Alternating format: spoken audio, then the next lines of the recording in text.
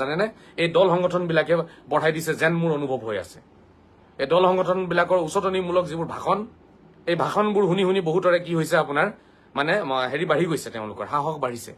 নহলে আৰক্ষীৰ ওপৰত আক্ৰমণটো কিয় কৰিব? আজি বহুতেই দেখি আছো খালি মানুহ মৰিলে গুলিয়াই হত্যা কৰিলে অকল এইটো লৈ চিঞৰ বাখৰ কৰি আছে। আৰে ভাই, আৰক্ষীৰ ওপৰত আক্ৰমণ কৰা সেইটোৰ ওপৰতো কথা কোনো কোৱা নাই নেতাসকলে। আৰক্ষীৰ ওপৰত আক্ৰমণ কৰিলে তো আৰক্ষীয়ে কি মনে মনে বহি থাকিব নেকি? অসম আৰক্ষীৰ প্ৰায় 15-20 গৰাকী আহত হৈছে, তো মনে মনে বহি থাকিব লাগে নেকি আৰক্ষীয়ে? আৰু দ্বিতীয় কথা, নিজে ম্যাদী পট্টাৰ মাটি কিয় লৈ লোৱা নাই? চৰকাৰী মাটিত কিয় বহি থাকিব লাগে? লাজ নালাগে? লাজ নাই?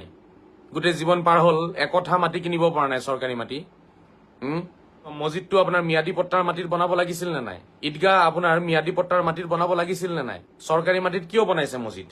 কিয় বনাইছে চৰকাৰী মাটিত ঈদগাহ? বনোৱাৰ পিছত এতিয়া চৰকাৰে ভাঙিছে।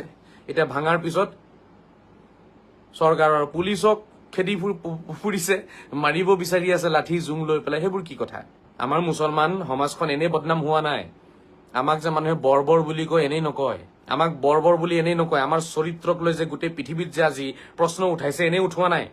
500 টকাকে ইনকাম কৰে ডেইলি, প্ৰতিজন ব্যক্তিয়ে 500 বা 700 টকা ইনকাম কৰে। তাৰে পৰা 200 টকাকে বচাই ৰাখিলেও ভিডিঅ'টো যদি ইমানলৈকে চালে প্লিজ চেনেলটো ছাবস্ক্ৰাইব কৰিবলৈ নাপাহৰিব।